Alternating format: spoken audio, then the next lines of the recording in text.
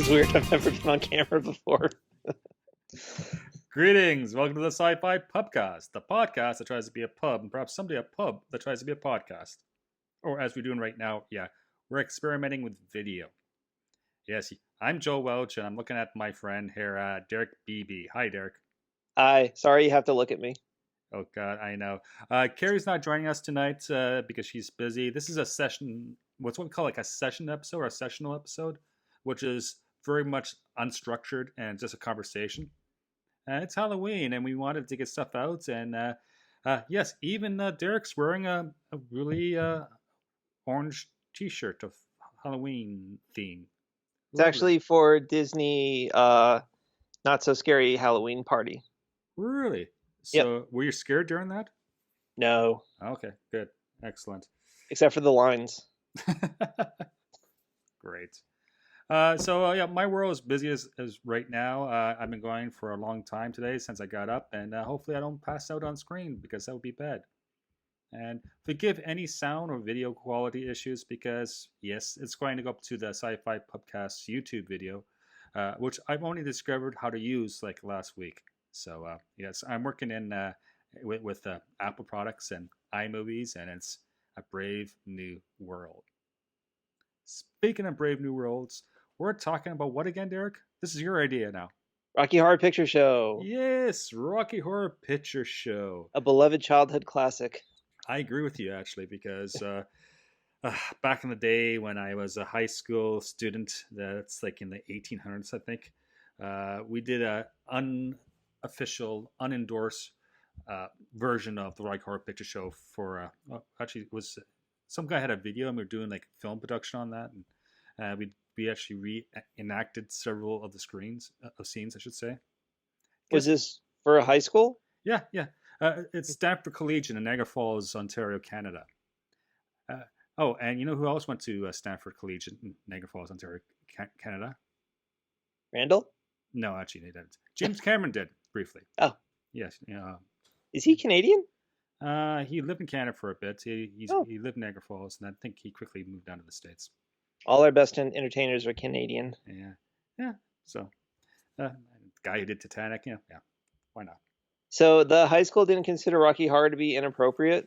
Yeah, Stanford was really artsy. Like 90% of the people were like on drugs almost, but the 10% which I hang around with was amazing because they didn't come for money and they really appreciate the arts. So I only spent my grade 12/grade 13 year OIC, which is like grade 13. They had that back in the day. It was amazing. We had our own green room and everything. So, yeah. And then, of course, I didn't get into theater at university, and that's my most saddest moment in my life. Complete failure. Thanks for bringing it up, Derek. Yes. Moving on. It's because if you can't dream it, be it, right? So here we are doing video. I'm the James Cameron of my generation right now. No, I'm definitely not. And I'm the blue cat. Yeah. I'll make you $1 billion. Oh, God. Yeah, this is great content. Good thing we're not in this for the profit, right? And you too can join us. Just let us know because, well, this pub is all about community. Now, video community, apparently. But yeah, that's my idea. Rocky Horror Picture Show was a musical from 1975 based on the stage production from like 1973 out of London, England. That's true, right? Is it true or false? Yes. Okay, cool. Yeah, so it's a mix between a horror and a comedy. It paid homage to all the horror sci-fi movies from the 1930s to the 1960s. The screenplay was kind of written by a few people, Jim Sharman, and the major focus was Richard O'Brien, who actually, I believe, did the stage play first and then moved the play over into a film format. Yeah, he basically created the entire story and wrote it himself, and then I think Jim Sharman just he told him about it, and that is the person who went on to direct it as a play. But the actual genesis of the idea was entirely from what's his name? O'Brien? Yeah. Richard O'Brien? Richard O'Brien, yes. Yeah. I always thought this. Who, of course, plays Riff Raff in the movie. Yeah, which is amazing. I love his mullet. I could pull a Riff Raff. It's possible. I'm not gonna do it. Maybe next Halloween. He's Yeah. got the nastiest evil smile too. He just kind of like I can't even do it, but he like twists his mouth in the weirdest way. Hey, going back, you didn't ask me what character I played back in high school. I told you this great story. You never asked. Oh, Oh yeah, who did you play? oh, thanks for asking, Derek. Were you one of the Transylvanian partygoers? No. I was a criminologist. I was Ah, very posh and pompous, and just I speak with a proper Cambridge, Oxford, accent. I was a better actor like 20 years ago, really. I love him in the movie. I love his line deliveries. Yeah, fair enough. So you suggested we do this movie, and it's a great movie, and it's a Halloween movie. I was all for it. Our co-host Carrie, apparently she never has seen this movie before. Which is shocking to me. I can't imagine anyone having not seen this movie. Well, it's definitely a cultural phenomenon, right? Have you actually seen this movie in a movie theater before, where they do all the whole singing and dancing and throwing things? Yeah, I did. I actually have a weird history with this movie because I grew to love it without ever having seen the movie as a little kid. I was probably 8 years old or so, and we had the CD soundtrack of it, and I would listen to it over and over again, and I memorized all the songs phonetically to the point where I invented a lot of the words. So when I watch it now with the closed captioning on, it's like, oh, that's what they were saying. There's a lot of moments where I just made words that meant absolutely nothing. That's just what I thought I heard. So I absolutely love this movie, even though I never saw it, and I was like an 8-year-old kid, and I had no clue the sexual content in it. Like when Janet sings touch it, touch me, I want to be dirty," I thought she literally just was always clean and wanted to get mud on her. I thought that's all it was about. Okay, so, yeah, welcome to YouTube. Usually we make fun of Derek, but I'm trying not to right now. Okay. So I had the entire soundtrack memorized without ever having seen the movie and not even really. So basically, the only I only knew about the story from what was in the songs. I didn't know the actual story itself. And then my parents finally took me to one of the local midnight showings, so I got to see the movie for the first time that way with all the crowds like shouting at the screen and doing the crazy stuff. And that was quite an experience. I don't really remember it that well. I just remember them like shouting and throwing stuff into the audience. And I looked it up. It wasn't released on home video until 1990. So I would have been 9 years old at that point. And I remember I was already very familiar with the movie before then. So yeah, I definitely saw it way before I was 9 years old. And then Interesting. once we finally got to own it on VHS at home, that was a huge deal because I got to watch it over and over again then Perfect. Uh, without and still not getting any of the sexual content. so yeah, talking about sexual content, your mic, can you raise it slightly up above? Yeah. Yeah. Want it more excited? Yeah, yeah. I'm really not gonna make the sexual innuendos, but yeah, it's too funny. Okay. Yeah. So the idea is to actually talk over the mic, not into the mic. So yeah. See, little tips. So I've been told. Yeah, I'm gonna just move on. Okay. So Derek, what do you think this movie is about? Well, as a kid, I thought it was about Dr. Frankenfurter just wanting to be free and different and not being judged. And I don't really it's hard for me to look at it as an adult now. I always look at it through that childhood lens. But yeah, I mean I guess it's about just kind of uh abandoning the shackles of society and just, letting loose and, you know, being whatever you want to be sexually or Yeah. dressing however you want or acting however you want. Well, I think this film is very punk rock in its attitude. It's all about honesty, right? And it's about who cares what society thinks.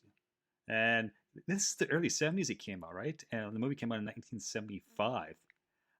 It wasn't a good time to be a transsexual or person from the LGBTQ community at all, right? A lot of the population in Western society hated these people. But yet we have this movie, which is great because the central theme of this movie is that who cares? Don't dream it. Be it. Be true to thy own self, to quote Shakespeare. And the Yeah. movie was a complete bomb when it first came out. Oh yeah. Nobody went to see it. It showed in a few theaters and quickly disappeared.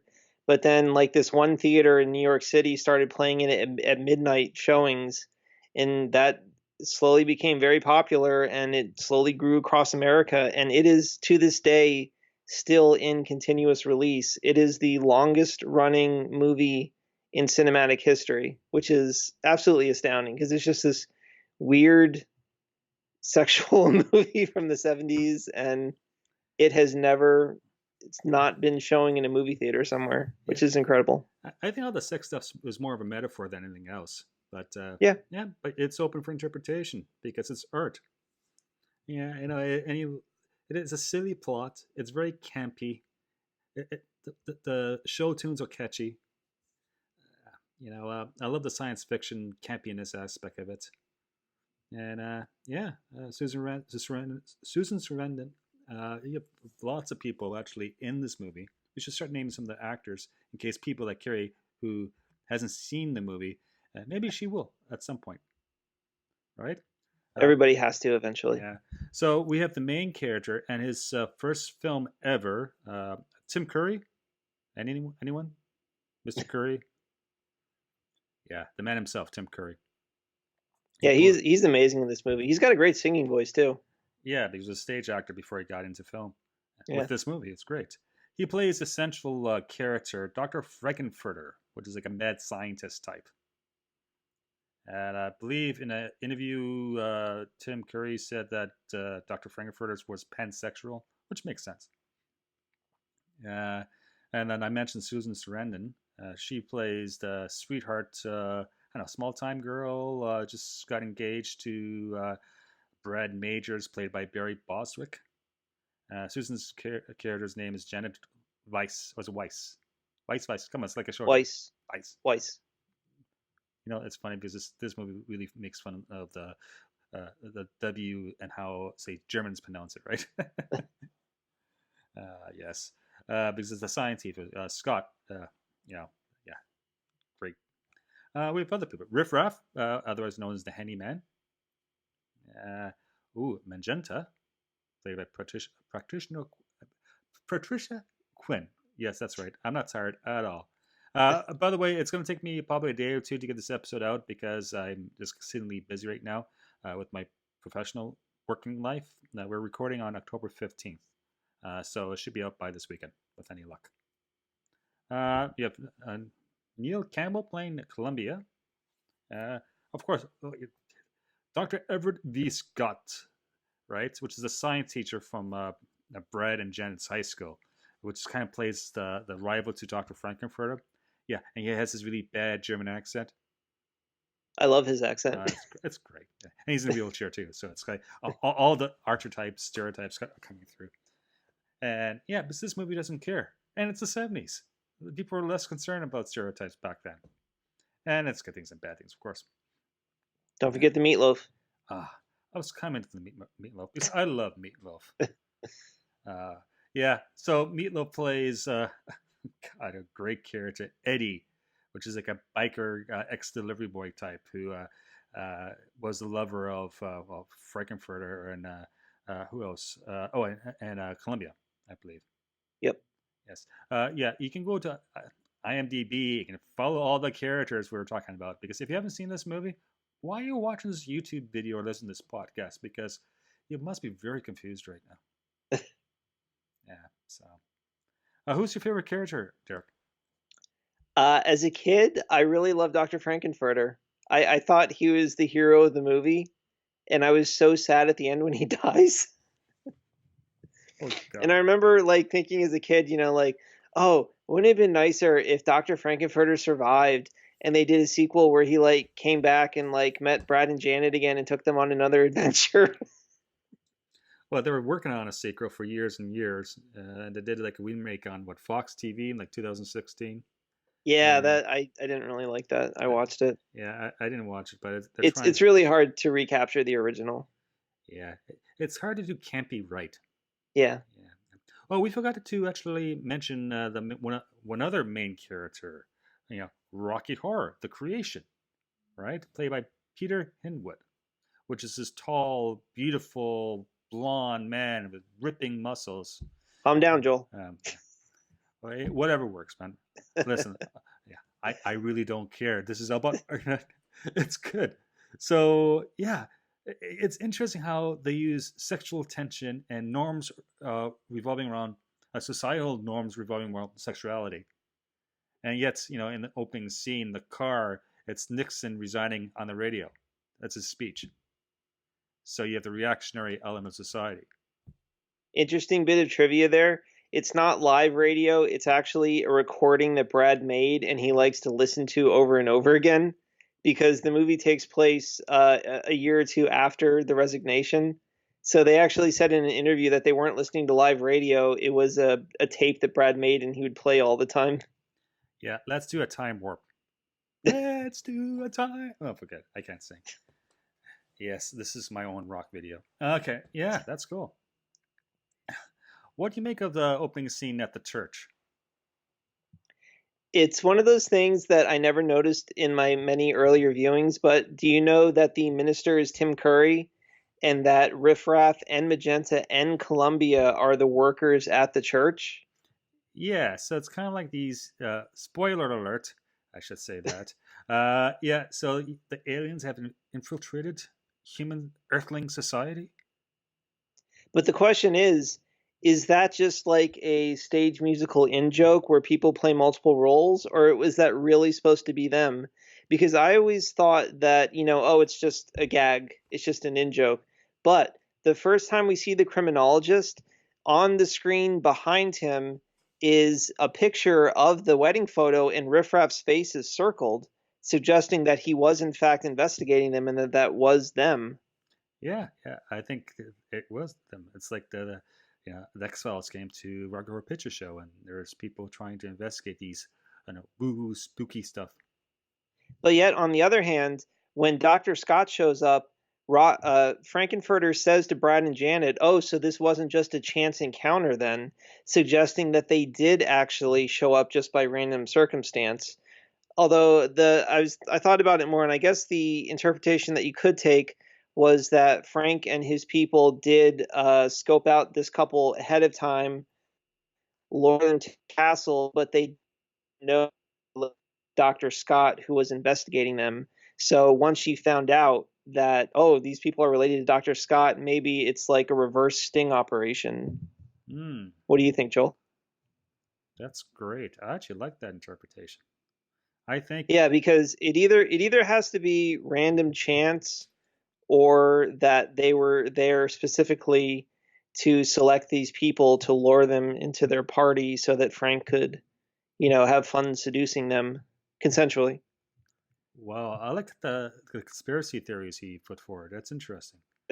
I like it gets conspiracy. Of course, conspiracies aren't true, and that's why there are conspiracies for the most part. But still, okay. Next thing you're going to tell me there's aren't space aliens coming here to Yeah, wear women's clothes and lure unsuspecting couples yeah, yeah. into Well, their mansion. yeah, but that's because you just be free, be who you are, right? And that's the central theme of this movie. And again, it really resonated with me as a teenager because teenagers go through different phases, right? You know, I was a metalhead for years. Then I started playing sports, then become an artsy fartsy. Yeah, now look at me now, podcaster extraordinaire. Uh, So, yeah, was your primary exposure through like the CD soundtrack or through actually seeing it in theater? I think through the VHS. So it was all over the place. So I did theater, would have been 92, 93. So the VHS tape, if 1990 came out, yeah, it was around. And I'm trying to remember. So it wasn't really a part of your life before the VHS came out in 90? Yeah, I think that's fair. I don't remember if I saw it in a theater or not. I was in high school and I was drinking a lot, actually. Yeah. So yeah, go figure. I don't remember. So I grew up in Niagara Falls, right? So that's something probably you find in Niagara Falls nowadays. Back then, probably not. So now, of course, we have this certain themes. We have the whole, Frankenstein business going on, the creation of Rocky Horror, Dr. Frankenfurter, the mad science type, and then we have, of course, the ending, which is very much like King Kong. know, the original King Kong from RKO Pictures, with Frankenfurter climbing to the very top of the stage off this antenna before falling to his death in a pool of water. Yeah, that That's always made me so sad as a kid. Yeah, it is sad. I can't believe I said it like that. I have to take a moment. So So, when you look at this movie, do you see Frankenfurter as a hero or a villain, as a sympathetic character? no, because it's hard to have a good time. What was the line? It was something like that. No, he's a hedonistic jerk. So I think he just based everything on emotion. He didn't care about any of his compatriots. Didn't care about humans. Failed in his mission, and as a result of that, was killed by his own people. I mean, he does seem to whip rip riffraff. So I mean, he's not perfect, but again, as a kid, I didn't really notice that sort of thing. I just kind of felt sad for him at the end when he sings that song about going home and being sad, and then he gets killed, and I always looked at him sympathetically, but obviously as an adult, I kind of see it better now. But I still don't think he's evil, because the only truly heinous thing he does is he does kill Eddie. That's fair. However, the With a movie pitchfork, right? However, the movie does go out of its way to portray Eddie as being a no good, cheap little punk who threatened his parents as a little kid and was horrible. So it kind of, and hell, even at the end, Riff Raff apologizes to Dr. Scott for his nephew being killed. And Dr. Scott says something like, "Oh, well, perhaps it's for the best," or something like that. So really, nobody really cares that Eddie gets killed except for Columbia. So the fact that he kills him is portrayed in the most sympathetic light possible, I would say. And whatever he does to Brad and Janet, it is consensual. I mean, he's seducing them, but not against their will. I don't think these scenes have aged well at all. Okay, because there's a lot of not force, but there's a lot of compulsion going on happening there in both scenes, right? So it's like, oof, it does not age well. But it was a different. I don't want to make excuses, but art was very different back then. It was a different society. My So favorite line in the movie is when Janet realizes that it's not Brad, but Frankenfurter in bed with her. She says, "What have you done with Brad?" And he says, "Nothing. Why? Do you think I should?" that's lovely. And yeah, Well, so I don't know. Like I'm that scene is actually playing right now on my TV on mute, and I mean they do both seem to cave in very quickly. yeah, So like I definitely, I don't know. I don't really see it as being super problematic because they do both seem to, go for it pretty quickly. I mean, I would say the theme of the movie is, to give in to your passions and your secret desires. And Bride and Janet are the two most stuck up people around, and they both seem to go for it pretty quickly. yeah, they're very conservative people, right? And then Yeah. when you free the chains, then they become, you could argue, more of themselves. Yeah, And I never get tired of Brad's stupid, over the top statements and acting. He's hilarious. Everybody in this movie is good. yeah, definitely. Even a side character like Magenta, I love the way she just unnecessarily shouts everything. Like when she bangs the gong and says "Dena is prepared." It's like everything is crazy. Like, If I would say that the only character I don't really care about is Rocky, because he's just kind of there. He's just kind of a lump. And Columbia, I don't know. She doesn't really have much of a personality either. But everybody else I love. okay, okay, you don't like the pretty boy? Okay. Uh, yeah, these characters are eccentric. This movie's eccentric.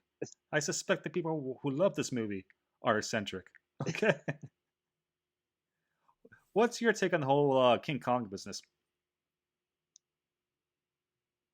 About the ending. Yeah.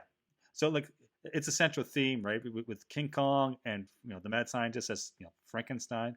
Like these are just is it just references to previous movies? Oh, and in the swimming pool, there's a little life ring which had Titanic on it. Yeah, is Yeah. is there a specific joke behind that, or is it just kind of a random reference? Or I think if you're trying to have a good time and that's all you care about, you're going to go down and like the Titanic, because Okay. well, you think about it, it's like the riffraff and his sister, right? After they killed Dr. Frankenfurter, they have a speech how yeah, they're gonna go back to Transylvania. Help me out with my speech impediment. Transsexual Transylvania Transylvania. and do the time warp again. Yeah, and there was some sort of remark about was it society or community or something like that? Is that it's you can't do that? You know, I'm trying to remember what the exact wording was. But basically, the thought process is that hey, there's rules in society, and you can't just have fun for the sake of having fun. And Are other you people, saying that Riff Raff and Magenta say that at the end? yeah, there was some Oh, sort I of don't remember that. yeah. Well, what he says to Dr. Frankenfurter is, "Your mission is a failure. Your lifestyle is too extreme. I'm Mm, your new commander. You are now my prisoner. We return to Transylvania. Prepare the transit beam." okay, Now, yeah, that's another thing that I kind of went back and forth about watching this movie now. Is why is Dr. Frankenfurter on Earth, and is he representative of his people? Because Riff Raff and Magenta, I don't know. It's like how much into this are they? Because they don't cross dress or they don't seem to be having crazy sex with anyone. So I'm not sure how much. I mean, they do dress that way, but maybe that's because their master makes them that dress that way. mm. And like I said at the end, he does say, "Your mission is a failure. Your lifestyle is too extreme." So what about Frank's lifestyle did he consider too extreme? Yeah, that's the line I was thinking. Yeah, lifestyle. Never said imposing Yeah, societal norms. Your lifestyle is too extreme. Why is it too because extreme? they Yeah. are from a planet called Wait, no, the planet is called Transsexual from the galaxy of Transylvania. So their planet is literally called Transsexual, which would suggest that they're pretty wild and crazy guys over there. But maybe the word has a different meaning for them than it does for us. So maybe the fact that it's called transsexual doesn't mean anything at all to them that it does to us. And that maybe Frankenfurter was the aberration back on his homeworld, and that's why he came here. Interesting. Or maybe it's just about making Rocky is the too extreme part. I don't know. You think the transsexual could be a pun? Yeah, if you know what trans is, it can have different meanings, right? Yeah, Sexual. yeah. I mean, yeah, maybe. I It's mean, very maybe it subtle. just Yeah. means nothing to them. And the other thing that as a kid, I always thought that the party goers were all aliens, but watching it again, it occurs to me that no, they're not. They're just, crazy earthlings coming here for the annual convention. That because I was thinking, when they go back into space, those people aren't there. They're still there, but yeah, looking back on it, they're definitely just humans who are there for an orgy. They're not aliens. Yeah, they're not getting lip service, right? Oh god. Come on. The opening of the movie with a red lips mouth and going, yeah, it's very campy. Okay. Yes. Yeah. Give mine to the gutter, Derek. Really. And by the way, the Oh, lips are Magentas and the voice is Riff Raff's. hmm. Interesting. So campy. So campy. But what do you think, Joel? Was Dr. Frankenfurter representative of his people or was he unusual? I think he came to Earth to have physical interaction with Earthlings. How's that for the subtext? And that maybe he was just too individualistic. Maybe he was just too different. Maybe he's just, you know, he was not the normal type in their society. Maybe he was free and liberating that he had to go away to really be free. God, this is like a James Joyce novel. Okay. The other thing that I noticed is that in Frank's closing song, he kind of sings about his love for the earth and for our cinema. And the main line is because I've seen blue skies. And wait, I wrote this down. And then Riff Raff at the end says something about, let's see. Riff Raff calls their homeworld the land of night. So that got me thinking. Oh yeah, and he said the planet of transsexual in the galaxy of Transylvania. So obviously the fact that the galaxy is called Transylvania is just it doesn't mean anything in relation to our Transylvania, unless we're implying permspamia theory where the Frankenfurters seeded life on Earth back in the day. But I think that's going a little too far. I So think I think the names themselves don't mean anything. The fact that their planet is called transsexual doesn't mean that they're all transsexual. And yeah, so Riff Raff calls it the land of night. So that makes me think that maybe this is a planet with no sun or it's tidally locked where they're, always in the shadow. So maybe that was the dream that Frank really wanted to get to be on a planet with blue skies. mm, so. You could say could have been staged, right? Staged. Anyone? Oh God. Yeah, it's possible. I can see that. Hey, what do you make about this? What is it? The Medusa transducer that Is that what transform. turns them into the stone and then Yeah, yeah, controls their yeah, bodies? yeah. I just love saying the Medusa transducer. Say that 10 times fast, especially when you're stoned. No, no, that's kind of cool, right? And then you reanimate them after they, Frankenfurter reanimated like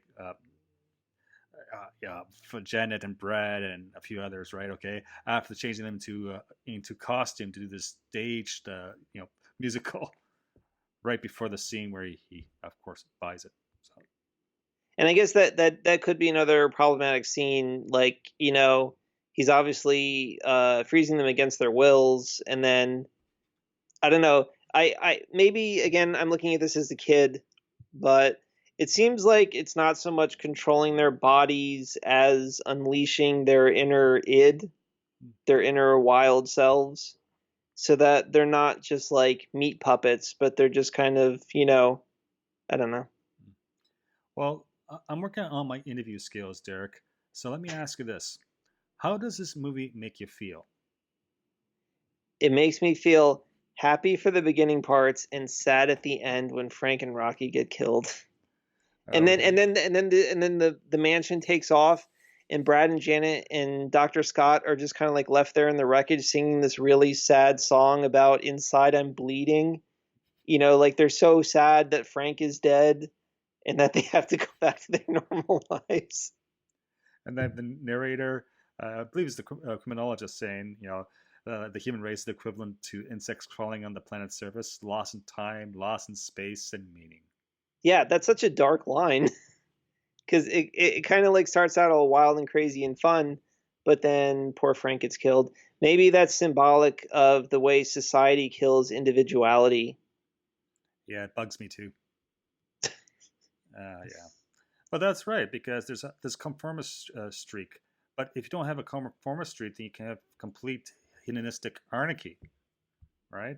So it's Yeah, like most things in life, it's about balance and moderation.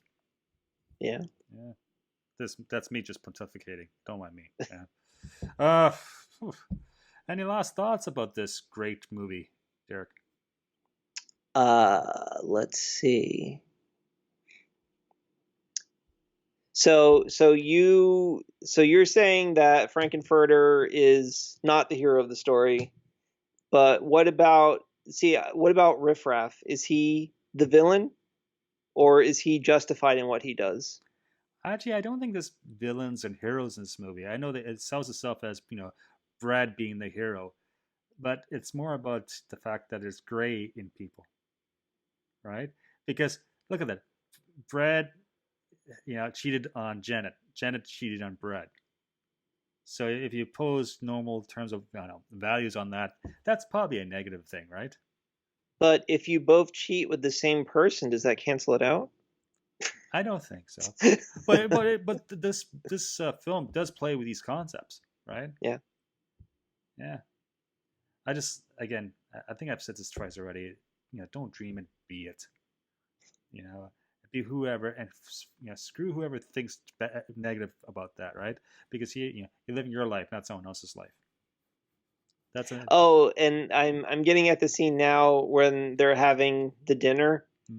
and when they when they pull back the tablecloth to reveal the chopped up corpse, that really horrified me as a kid. Okay. And I still think it's like really dark even now. The Yeah. fact that they're eating human meat without knowing it, and then we see the corpse, like that was dark. Oh man, what's up with the '70s and movies like this? Because it was like 3 or 4 of them. Eat the Rich. Remember that movie? It was Never saw it. a music band. Was it a '70s band playing that? It's the essential themes, right? Feeding someone's body to unsuspected uh, diners and then revealing it at the last moment. Yeah. Oh, that reminds me, you're supposed to ask me what the meal is at the bar today. Oh, right. Yes, if you can do the shtick. Yeah, so kitchen. Thankfully, we don't have any video of the kitchen because that'd be horrendous. So, what's the meal for today in the Sci-Fi Pub Kitchen? Because we got to tell our customers something. It's called meatloaf, and it's made with long pork. Oh, God. Kind of like a Frankenfurter movie meal. Right. So, Joel, what are your favorite characters? It's the characters where I can pronounce their names properly. No, I think it's just neat. I hmm, I like Meatloaf. I don't think he had enough airtime. Yeah, I didn't really remember it, but he basically sings one song and gets killed, and that's it. Yeah, yeah. Well, life is fleeting. Yeah. Yeah. Uh, but I like certain characters. I don't think I have a favorite. I usually don't have a favorite character. It's just I like how they interact with each other. I know it's lame. Oh, speaking of meatloaf, I don't know if it's because I'm watching the British version of the DVD, Mm. but I noticed for the first time there is a brief line where Dr. Frankenfurter says that he put half of Eddie's brain into Rocky, Yeah, that's right. and that's why Eddie has this big wound on his head like this. Yeah, I never noticed that or made that connection before. So the Eddie who comes out of the freezer basically only has half a brain. yeah, and he was easy to kill that way. Yeah. Well, again, it almost sort of like makes permission for Frank to kill him, that it's like a mercy killing. But yeah, I never made that connection for it. Like I always saw the cut on his head, but I thought he just like, oh, he hit his head in the freezer, or like, that's how he got in the freezer in the first place. He got conked on the head and thrown in the freezer, and then he de-thawed or something like that. But yeah, I never made that connection Mm. before. So Yeah. Rocky is half meatloaf. Now, what do you prefer, the British version or the American version? Well, the British version was only 1 minute longer, and I didn't notice any differences. So I don't even know what the difference is. I think there's some of the scenes have been cut differently and editing is slightly different. I prefer the British version because coming from Canada, that's the version I think we grew up on. At least that's the VHS version we had. So I did read online that the superhero song at the end is only on the British version, but I remember that song very well from the soundtrack as a child. So maybe it was on the CD, but not on the American movie. I'm not sure. yeah, I remember. I think I had it on vinyl. I had the soundtrack on vinyl. I may still have it. I gotta check. Yeah, yeah. And what are your favorite songs in the movie? Well, let's do a time warp, of course. Who can? Yeah, it's been with me. Like once you hear the name, you hear the tune.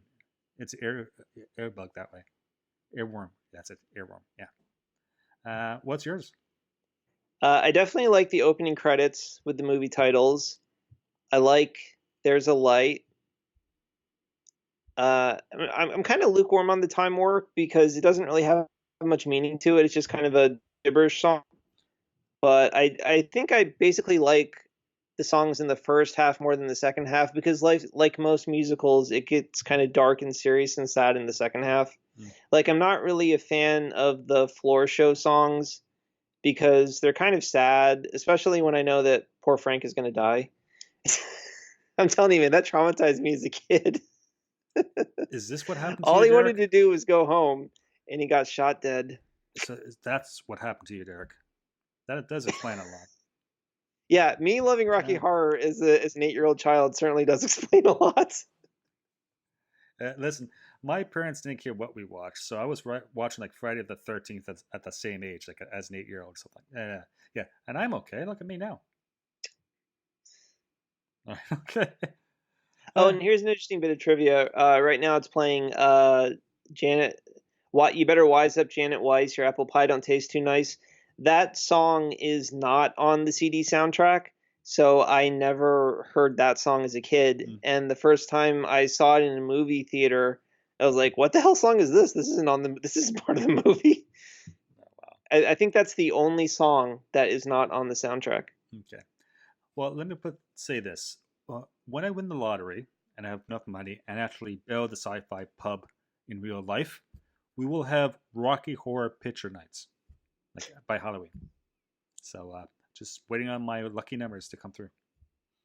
Yeah, that could happen. Don't look shocked. Come on, Derek, with me. And fake it till you make it. Have some faith. All right, we've been chatting about this for probably long enough. Any last thoughts before we hit the close button, so to speak, and close the doors on the show? It's a childhood classic. It should be on the Disney Channel. It should, Oh, yeah. that reminds me of another Yeah. thing that I never noticed before. Well, yeah, it's 20th Century In Fox. Yeah, go ahead. in the floor dance show, Columbia's top clearly comes off for like the whole show. I never noticed that before. And I was watching it the other day, and I was like, "Wait, am I seeing what I think I'm seeing?" And indeed, I was. Yeah, pay attention to details. They're important. Okay. Yeah, that's it for this special sessional conversation episode. We'll be back shortly in the next week or two, maybe three, with regular programming with our regular format with Carrie. Maybe we can get Randall Graham on. Speaking of which, Before Life, drink. And Randall Graham just announced his name of his sequel that's coming out next year to Before Life. Do you know what it is, Derek? Afterlife Crisis? It's something like that. I think it's After Crisis, but I'm not too sure. No, Right. yeah, because it was midlife crisis with the mid crossed out, and it said Right. after instead of it. Yeah. Yeah. Randall Graham is a published novelist and a friend of the show, and also a tenured law professor, one of my former law professors. Yeah, we miss you, Randall. So, Derek, how can people get in touch with you on Twitter? I am at Derek J. Beebe. And I'm at Joel_Welch, WELCH.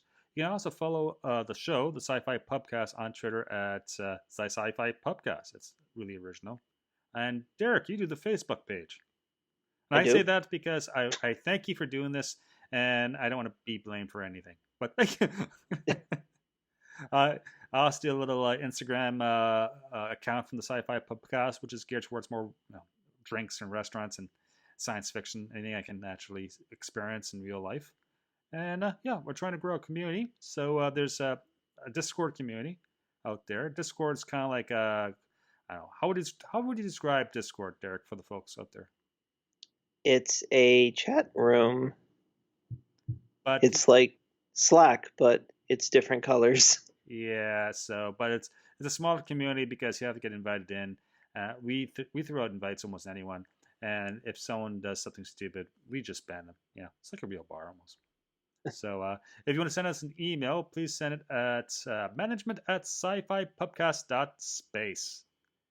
That's it. It's closing. Guys, make it home safe. Wait. I What? have a PS. I have a PS. By all means. I want to throw out a recommendation. It's a movie very similar to Rocky Horror Picture Show. It's called Repo: The Genetic Opera. Okay. It's about 10 years old. I think it's from 2007. And it is a horror comedy sci-fi musical like this.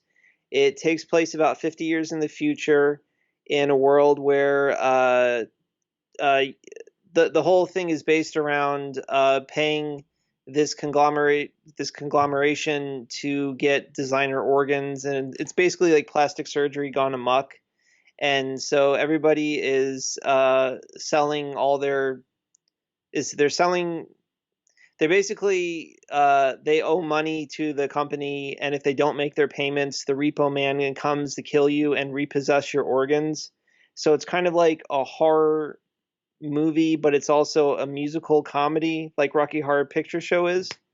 And it's got really catchy songs like Rocky Horror Picture Show. It's from the director of the Saw movies.